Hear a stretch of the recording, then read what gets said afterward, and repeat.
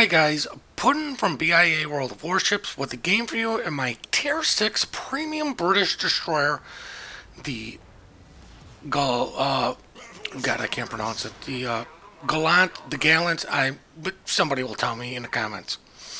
My captain skills are priority target, last stand, adrenaline rush, survivability expert, superintendent, radio location finder, and concealment. My modules are going to be protect my main battery, better aiming, Damcom 2, and faster get up and go. I would probably change out Damcom 2 for something else, but I'm not 100% sure what it is, so I just kind of go with that. Probably something to do with my engines, because I like to keep those alive longer. Now, as you can see, I am bottom tier, and I have to deal with 2 radar. I'm going to go support D. Now, some of the reasons, well, there's a lot of reasons why you guys are seeing this video. One of which, it's a British destroyer. 2, it's a premium British destroyer. And the question, some of you may be asking yourself, should I get this or get the COSAC? The way I would get a COSAC is participate in the event, get the guineas, and then all you have to do, I believe it is, spend $2 to get the last 2 guineas you need to get the Tier 8 Premium British Destroyer. To where this one you will just have to outright buy. I don't know the cost of this, but a Tier 6 is usually cheaper than a Tier 8. So you may be able to, if you do have the money, instead of spending it on a COSAC, be able to get both. Now, you can also get this ship free by participating in the event and getting Royal Navy containers and using the other currency that I forget off the top of my head to purchase this ship. Now, while this is not a review of the ship, I'm just showcasing some of the gameplay. Now, the difficult thing right now is several things going through my brain. I'm trying to give out all the information that I possibly can that RPF is telling me. I'm playing very defensively because of the Cleveland and his radar. He is last seen on this side. Atlanta is taking a very aggressive approach to this cap. I have no idea I was asking for a smoke screen, but it's not going to happen because nobody's going to see anything. Now, I am not allowed to talk about the British destroyers, even the ones that have been released that people are playing, because I have not played them. So, I'm not allowed to talk about that. But I see RPF immediately switch, and I'm just going to ping the map and let everybody know that, you know, there's a destroyer over there. But is this a good crew trainer for the British DDs? Yes. It's a decent crew trainer. Well, maybe some of the skills you might want to change or do a little bit differently. It's still a decent crew trainer for the higher tier destroyers, and it's a fairly reasonable, it's an excellent crew trainer in the fact of for the mid and low tiers. And the reason I say this is, you know, everybody's seen the videos from the CCs, you know, IFHE. IFHE doesn't hurt this ship, but it doesn't benefit this as much as the other ships due to the caliber of their guns, and that's all I will say about that. Obviously, smoke cloud sends your torps. Now, if you did not know, you know, when they release these ships, they do release the information and stats about these ships. So I'm going to assume the Jervis was rushing him to get him dead as we kill him. It's 1 ship down, and luckily for us, it is a DD. But I really didn't want to rush him because I wasn't sure what was going on with the other guys. And 2, the Jervis was already doing it, so, you know, we knew his torpedoes were out, but still, you know, he's got guns, and if we both kind of run at the same time, he can kind of go back and forth between both of us to where if one's coming at a different angle, he will actually have to choose who he wants to shoot. Now I see the Bismarck pushing on the cap, and I'm going to slow down the smoke up because of, I want to keep this cap as long as possible. I know the Cleveland is far enough away to where he can't radar me, because Cleveland's radar is only 9 kilometers, maybe like 8.9 or something, but it's 9-kilometer radar. So as long as I stay 9 kilometers away from him, I will be fine. As I have a heart attack because the Jervis is sending torpedoes against the Bismarck. Now, I'm going to send my torpedoes in a way that some people may not agree with, but this is sometimes what I will do to try to help out allies. As you can see, I'm sending them to where if this guy turns to push in, he's going to eat them. So his only option is to maintain that course or to turn out. The reason I did that is so he doesn't continue pushing onto people, and hopefully to force him to push out. Luckily for us, the Jervis Torps get him, and now we don't have to deal with him. Now, it is a Jervis, myself, and a Colorado left to this side. We have a Monarch, a Eldery, and a Cleveland that I know the Cleveland's lurking in the area, and I do believe there is a DD still possibly. Not sure where the Lion is, but he's too far away to even matter right now. So there's 3 of us versus 3 of them. The only problem is 2 of us are destroyers, and the other guy is a Colorado, and the Colorado is not fast or known for its accuracy. I'm not going to agree with the Colorado's decision to continue on to the 10 line, but he is going to play a big part in this game later. I don't know why he was forced to go that way, but I'm not going to question somebody else.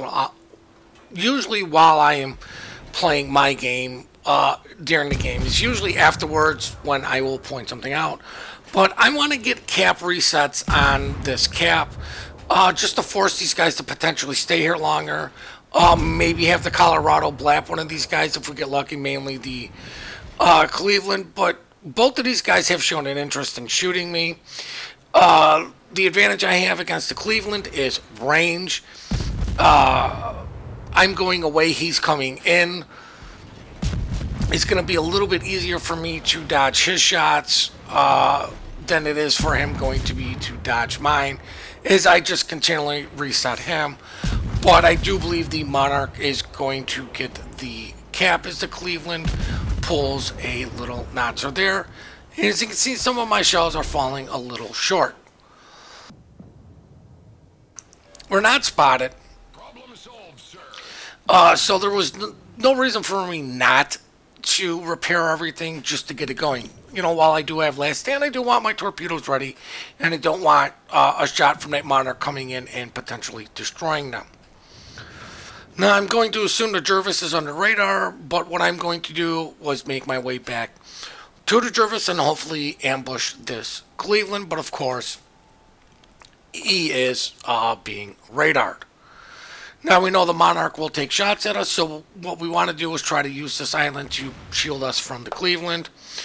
Here comes shots in from the Monarch. Luckily, I turned the correct way and he missed, hitting my speed boost and getting out of dodge because we are losing C.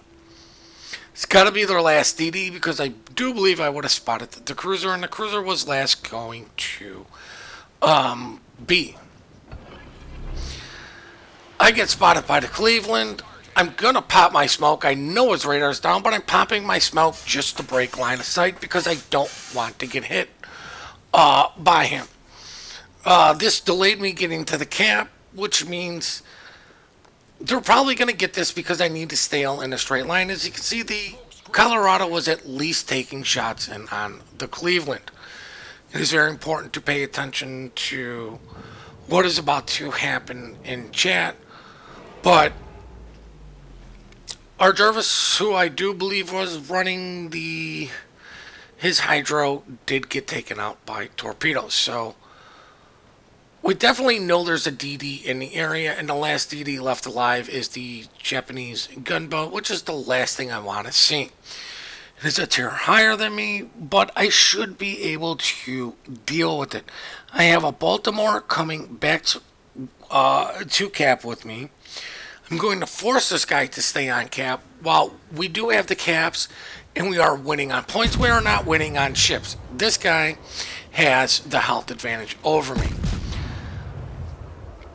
The other thing is, I don't know why this guy's not turning his guns. You can see his guns really aren't turning. I don't know why this guy isn't shooting. It's been a long time since I've actually played that ship, so all my information could be wrong about it, but I'm treating it as though it was like the tier 8 version of it, just slightly worse. But, I mean, this guy's doing everything he can to not shoot at me right now. Now he's going to have to take shots in at me. Luckily for us, our Baltimore comes into play here. But as you can see, 3 people were targeting me. That guy dies. And I'm going to pop my repair because I'm going to need to conserve as much health as possible. I re-zoomed back in. What I did for the fight against the DD was just scroll 1 tick out of max zoom. Now, these are only 6-kilometer torps. While you could technically stealth torp, this is how you're going to stealth torp as the Colorado comes in and kills that evil Cleveland. This guy has to be coming at me. Now, you can see on the mini-map, the guy is driving towards me. Pretty much the dotted lines is my torp range, so you can see if this guy maintains his course, he's going to be in that torp range for a very brief moment. So I'm going to send torps knowing that he will be in torp range. Now, I do not know why the Monarch did not immediately stop, turn, or do something right here, because DD spotted not shooting, and I've clearly shown a will to shoot my guns. He decides to just maintain a straight line and eat torps. I do believe that is a tier higher than me. Nope, that is a tier 8 battleship. A lonely little tier 6 destroyer who could barely stealth torp just took out the battleship with his torpedoes. Now, luckily for us, the Colorado has a brain. I'm going to say that he has a brain. He jumped on cap. He is shooting at these guys. He does understand that you need these caps to help you win.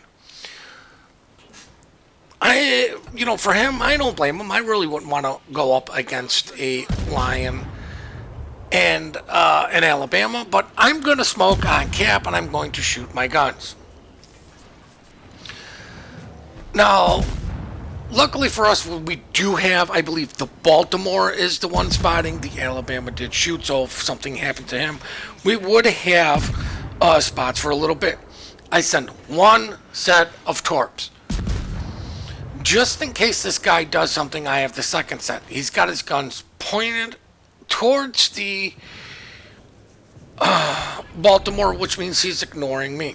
He DCP'd 1 fire, so if these torps don't kill him, and they did, if the torps didn't kill him and I got a flood, the flood would eventually get him, but I still had a 2nd set, as the Colorado took shots in on the Alabama. Now it's game over. And all I did was played defensively. I went and got the cap early, and then was forced into playing defensively. And that's what I mean by this is a decent crew trainer, because while you can play offensively a little bit more with this because of a speed boost, you can play very defensively, and that's because of the 6-kilometer torps. My AA is never going to shoot these planes down. But all I did was just do my job: spot, cap, torp, smoke, shoot. The only thing that I do believe I killed that was equal tier to me was the Gallant on the other team. The Turpitz is going to kill him. I'm not going to get to this guy, and we're going to check out the post-battle results. Now, I hope you guys really did enjoy this video, and oh my god, look at all that stuff. Yes, this game was took place day one of the Royal Navy event. But as you can see, bottom tier did just fine. Challenge accepted. You hear me say, when you're bottom tier, look at it like it's even more experience. The things I picked on were higher tier than me. I didn't do extreme amount of damage, but I killed 3 things. And I got rewarded heftily for just doing my job, for spotting, relaying information, torping, shooting, and all that good stuff.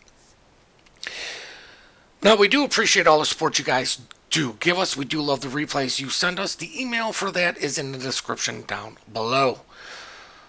Please remember to compliment good teamwork, good team play. We are quick to report, slow to compliment. Please hit that like and subscribe button, and have yourselves one heck of a great day.